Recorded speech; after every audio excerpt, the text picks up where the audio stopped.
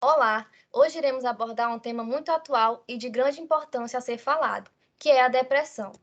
Essa é uma proposta de webinário feita pelo professor Eliel dos Santos, da disciplina de Saúde Mental, na qual foi desenvolvido pelos acadêmicos de enfermagem da Universidade Estadual do Maranhão, Abigail Santos, Carolina Araújo, Daniele Orquiza, Miriam Moura, Thaisa Macedo e Tadeu Barros. E o que é depressão? Embora a depressão seja um assunto que está bem comentado atualmente, muitas pessoas ainda não sabem reconhecer quais os seus sintomas. Muitas pessoas acreditam que por uma pessoa estar mais triste, mais isolada, ela já está com depressão.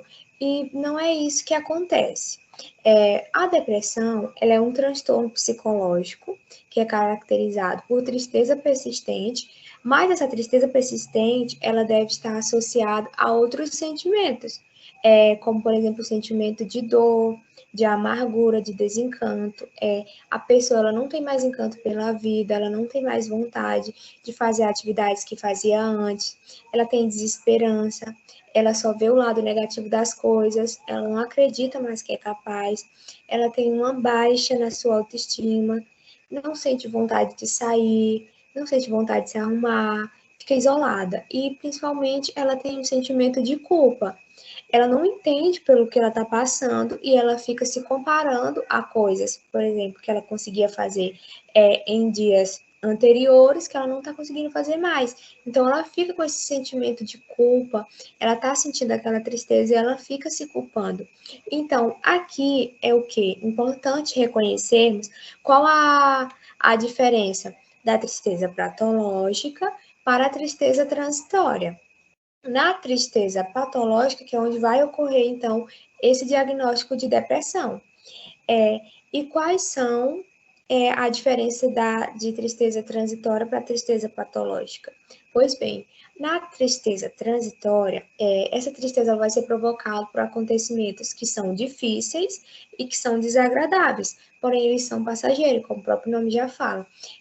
Esses sentimentos de tristeza são aqueles que são inerentes à vida, ou seja, qualquer pessoa está propícia a passar por tais acontecimentos, como é o caso de uma nota baixa em uma prova, de um rompimento de um relacionamento, ou seja, aqui é uma tristeza transitória, porque é uma tristeza que você está sentindo agora, mas que você vai conseguir se sobressair. Na tristeza patológica, a tristeza patológica ela já vai comprometer tanto a sua capacidade de raciocinar, quanto a sua capacidade de desempenhar atividades normais que você fazia antes. Atividades normais do seu cotidiano, como, por exemplo, ir trabalhar, ir praticar uma atividade física. Nessa tristeza patológica, a pessoa não sente vontade e não sente o prazer que ela sentia antes. Para termos noção da gravidade da depressão, a OMS ela caracteriza que a depressão é o mal do século, né? E se pararmos para pensar, esse conceito foi dado pela OMS há algum tempo atrás, ou seja, se pararmos para pensar no conceito de pandemia que passamos, isolamento, é aquele medo, aquela restrição, sabe? Aquele medo do desconhecido. Quantas pessoas não adentraram nesse quadro?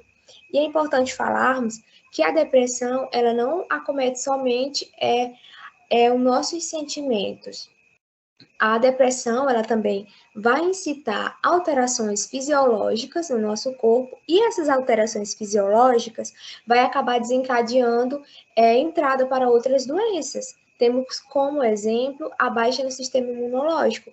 Por a depressão ser muito intensa, ou você vai sentir muito, ou você vai sentir pouco.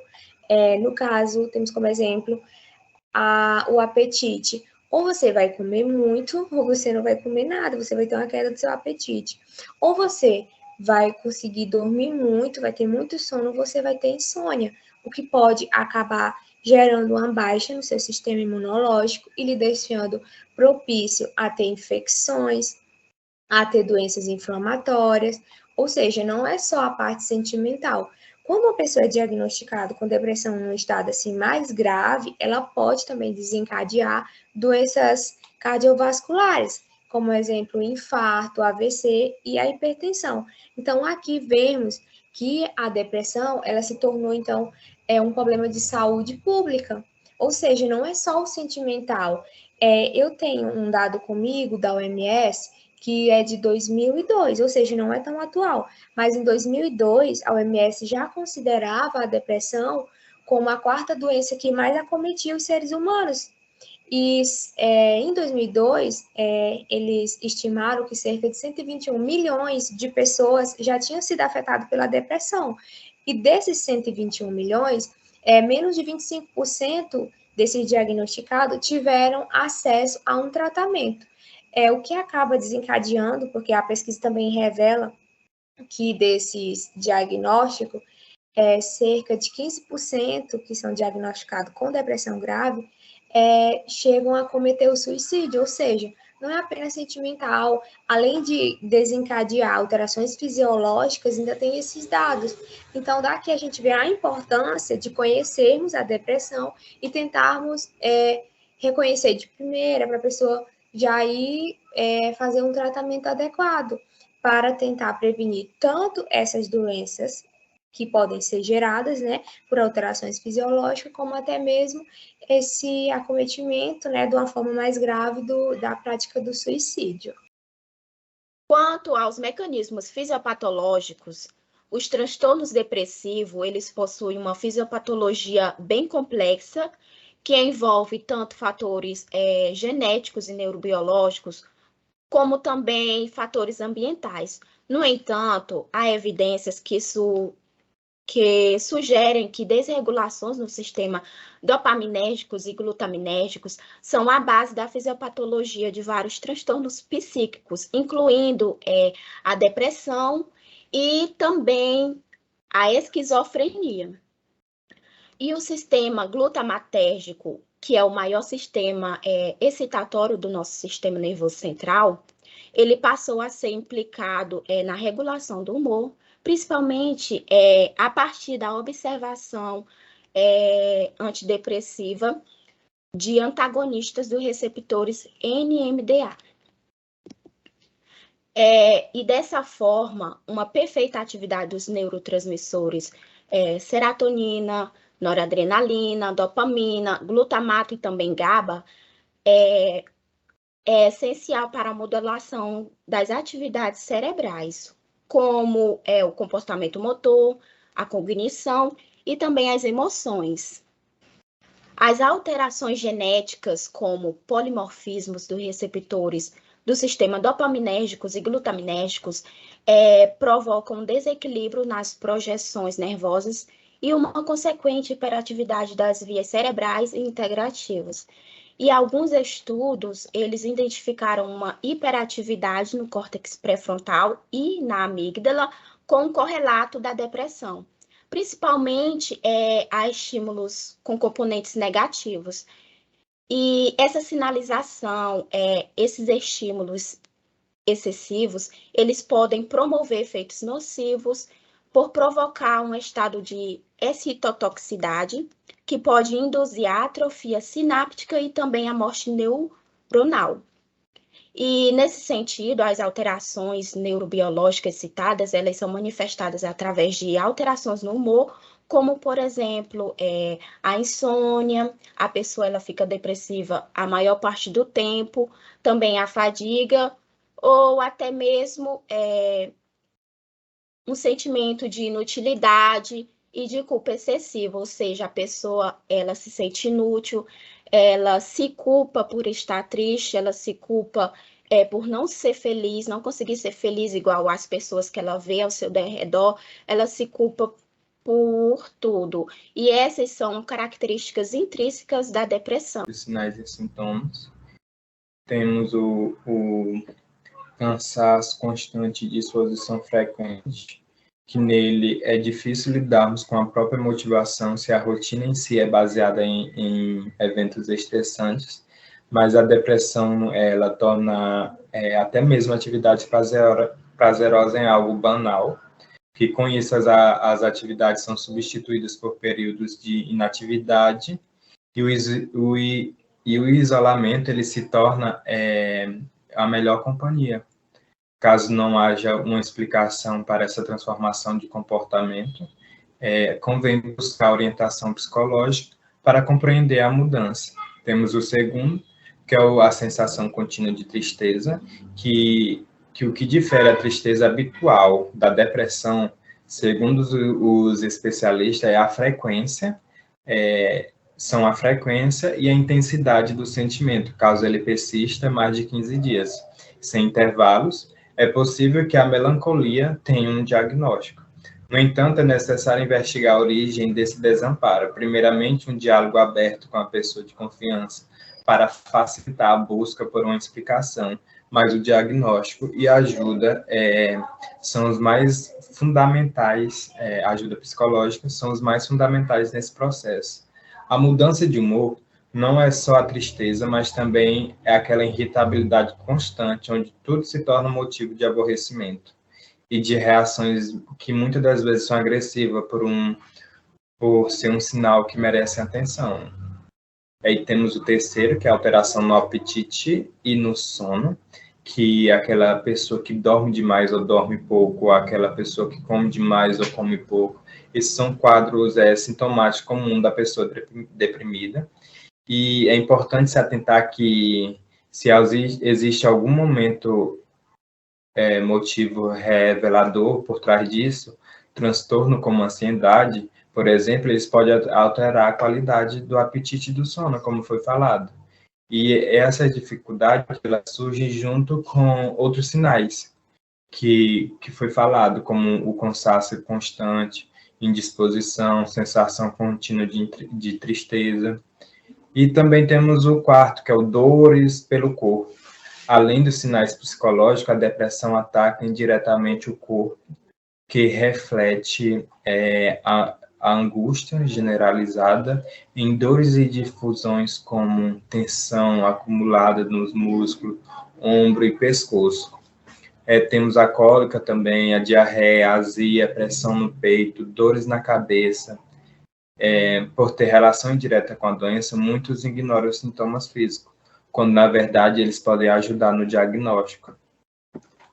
Temos o quinto, que é a redução da capacidade de experimentar o prazer, que aos poucos vai sumindo o interesse pelas atividades, inclusive pela aquela atividade que a pessoa gosta. Tudo vai ficando sem gosto, sem prazer, chegando a perda de interesse de qualquer atividade prazerosa. Temos o sexto, que é o isolamento social, que é aquela luzinha vermelha que acende quando, aos poucos, quando você percebe que não tem vontade de participar de nada, como reuniões em família, sair com os amigos, você acaba ficando solitário. Aí você vai deixando passar aquilo, mas o isolamento vai acabar, vai chegar a um ponto que você não vai querer mais sair de dentro de casa. E tem o sétimo, que é a falta de concentração, de dificuldade de tomar decisões, que é aquela sensação de cabeça vazia, que tem dificuldade de concentrar, de decisão, de prestar atenção, que muitas das vezes os próprios pensamentos se tornam confusos, dificultando a tomada de decisões diante das situações. Se torna um sobreesforço para conseguir dar conta das suas atividades cotidianas. E por isso as coisas vão ficando para outra hora. E tudo vai ficando para depois, que deixa as pessoas ainda mais desanimadas, porque não conseguem resolver aquilo naquela hora. Temos o oitavo, que é sentimento de culpa e perda da autoestima, que é outro sinal de alerta da depressão, que é aquela vozinha que aparece lá no fundo, que fica dizendo que você é incapaz, que é inútil, que dá aquela sensação que a vida está sem sentido, que você é um peso na vida dos outros, que é errado, que tudo que é errado é por sua culpa. E esses são alguns sinais e sintomas da depressão, e é muito importante a gente pedir ajuda. Então, em relação ao tratamento, o tratamento para a depressão ele é focado na melhora dos sintomas e da qualidade de vida e na diminuição do risco de suicídio. E existem várias alternativas para tratar esse transtorno, como, por exemplo, medicamentos, psicoterapia e terapias alternativas. Os medicamentos para depressão, eles são chamados de antidepressivos e são usados para repor os neurotransmissores no cérebro, como a serotonina, a dopamina e a noradrenalina, que normalmente eles estão diminuídos na depressão. O uso de remédios ele é indicado principalmente nos casos moderados e graves. Os principais antidepressivos utilizados para o tratamento da depressão, eles são divididos em classes, como a antidepressivo tricíclicos, na qual tem como medicamento a imipramina, a clomipramina, dentre outros. Outra classe é a inibidores seletivos da recaptação da serotonina, na qual inclui citalopram, sertralina e outros.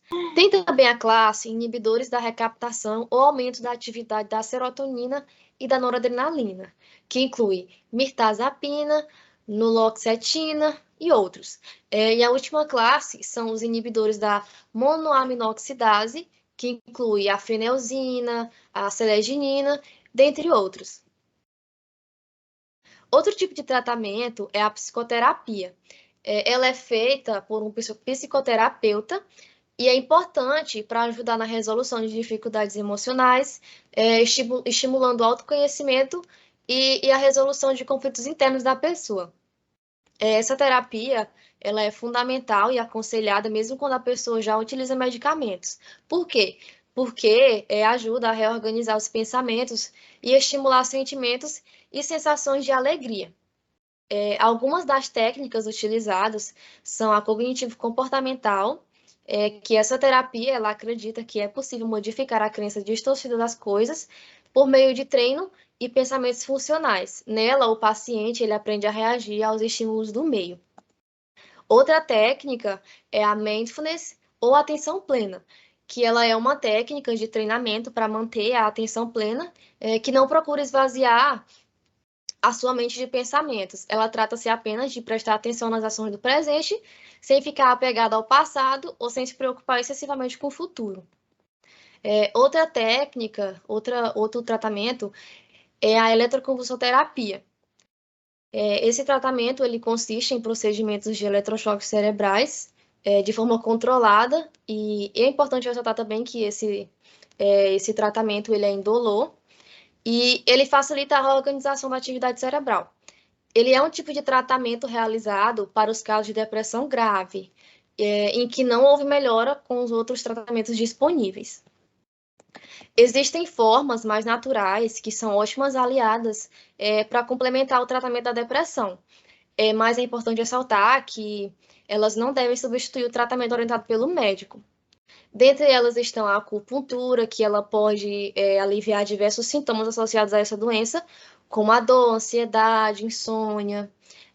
Outra é a meditação, que ela proporciona o autoconhecimento e controle dos sentimentos, o que pode melhorar a confiança e a autoestima da pessoa. A atividade física também é importante. A prática regular de exercícios ela ajuda a liberar o hormônio como a serotonina e endorfina, que são essenciais no tratamento da depressão, além de melhorar o bem-estar.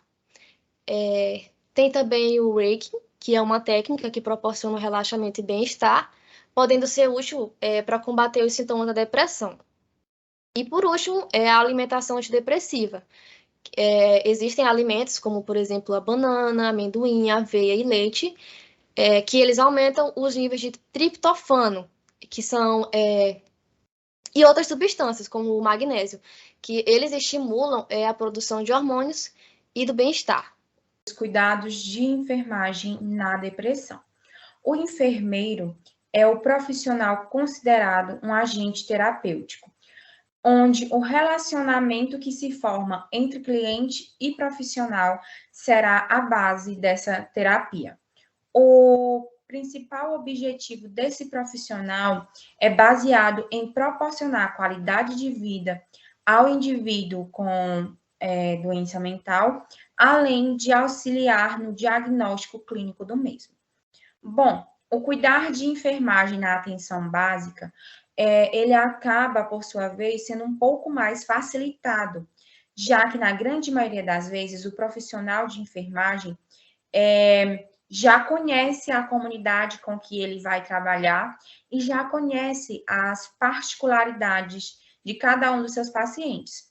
E o cuidar de uma pessoa com depressão, ele requer o conhecimento sobre a doença, mas, acima de tudo, ele requer um olhar mais humanístico para com aquela pessoa.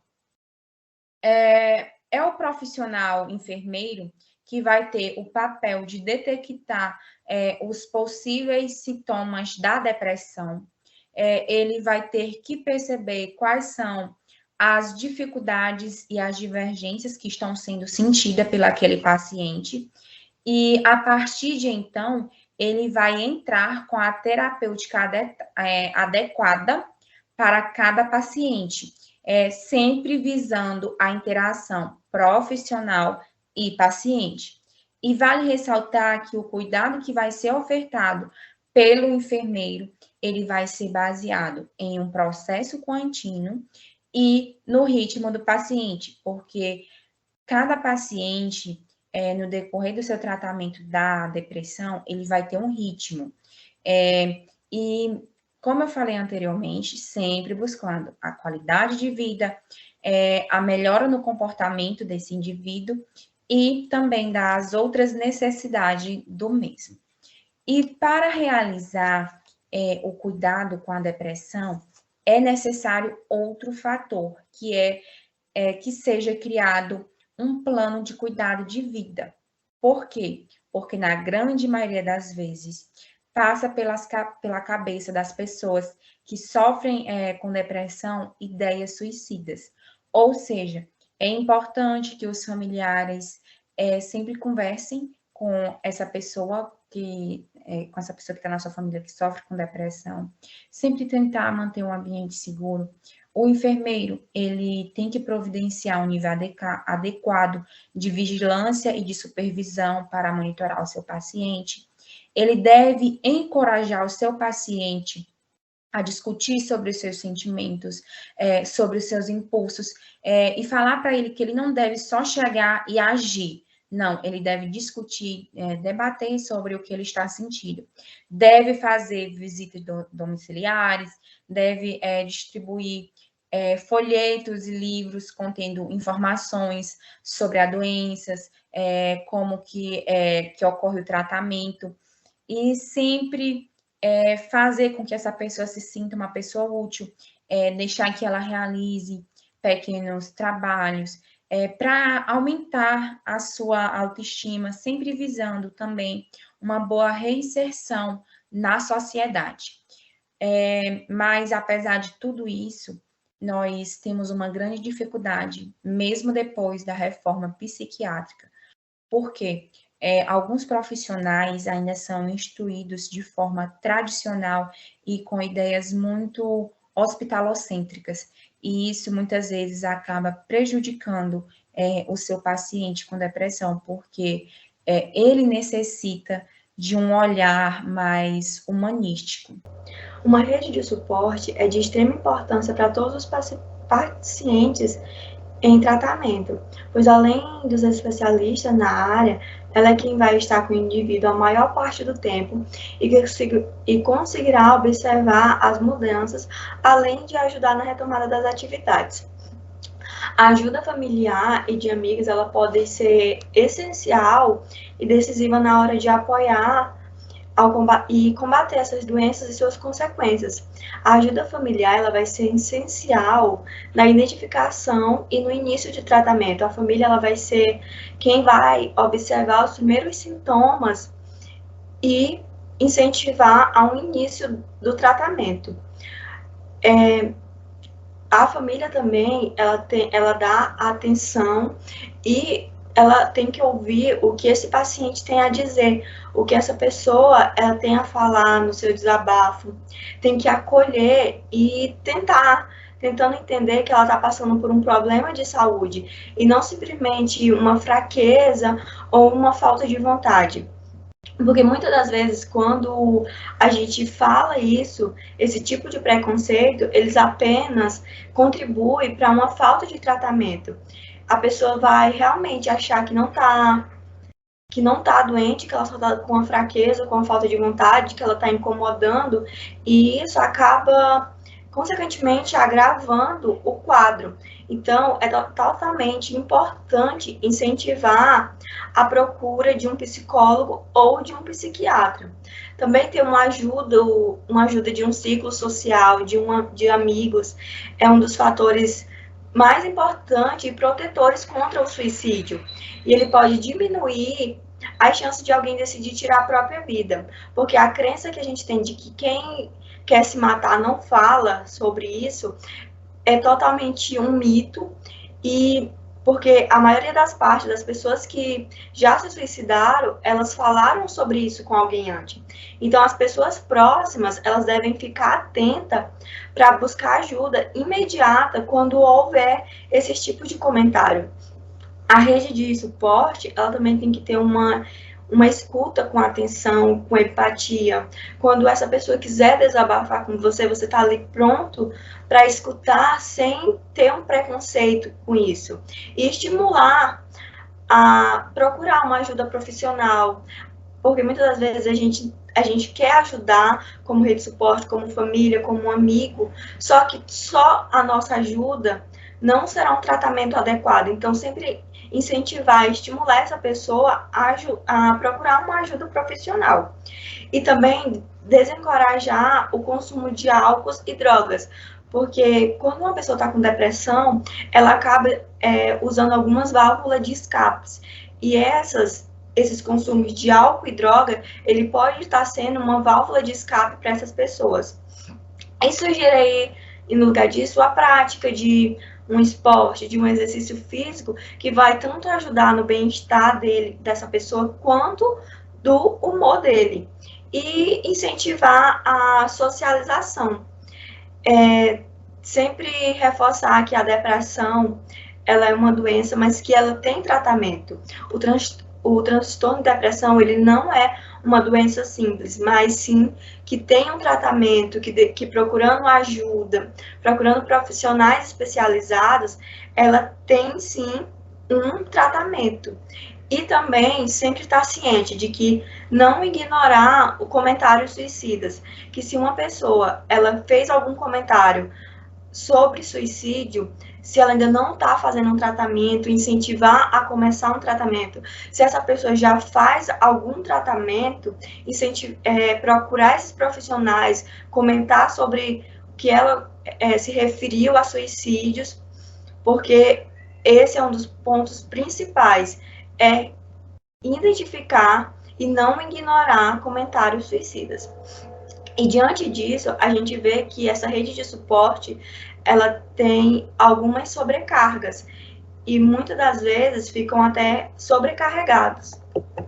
E diante disso, como que a depressão ela pode afetar essa rede de apoio? Bom, familiares e cuidadores e amigos também sofrem quando alguém está passando por uma depressão. E o primeiro passo é reconhecer qual o seu limite e entendendo que nem tudo está sobre e dentro do seu controle. E o segundo, é preciso que eles também recebam uma orientação profissional acerca do assunto. Lidar com crises e os demais sintomas é desafiador e exige uma boa dose de equilíbrio emocional. Muitas dessas pessoas, elas abrem mão da própria vida para estar sempre por perto dessas pessoas que estão doentes, para evitar que, o máximo, elas tentem contra a própria vida. Por isso, é fundamental uma orientação para essas pessoas dentro desse suporte ao paciente com depressão. Quem lida diariamente com alguém que sofre com depressão, ela precisa de uma ajuda não só para cuidar dessa pessoa, mas também para poder conseguir entender as suas próprias emoções. Porque muitas dessas pessoas, elas abrem mão da sua vida e elas começam a acarretar um monte de emoções e guarda para si, então elas precisam entender o que também está acontecendo com elas. E é muito comum que essa rede de suporte, elas se culpem pelo que está acontecendo, porque geralmente o quadro, a evolução é lenta, ele acaba se culpando por achar que não está dando conta, que não está dando o seu melhor. Então, é muito importante que essas pessoas elas procurem cuidar da própria saúde mental e dar devida atenção para as suas próprias emoções. As pessoas da rede de apoio também podem ser afetadas, seja por questões emocionais ou até mesmo física. E algumas dicas é que é se esforçar para manter a própria rotina, cuidados, por exemplo, cuidados médicos, laboratoriais, tentar viver a sua vida. Se possível, dividir as suas tarefas e responsabilidade com alguma outra pessoa, para não ficar tão acarretado sobre si, e entender quais são os seus limites em relação ao cuidado, até onde entra a rede de suporte e da onde começa o tratamento com o profissional, onde só um profissional vai conseguir resolver. E sempre buscar essa orientação profissional, para entender as reais dificuldades da pessoa com depressão e como conseguir ajudar essas pessoas sem se auto-prejudicar. E essas são as nossas referências e muito obrigada pela atenção.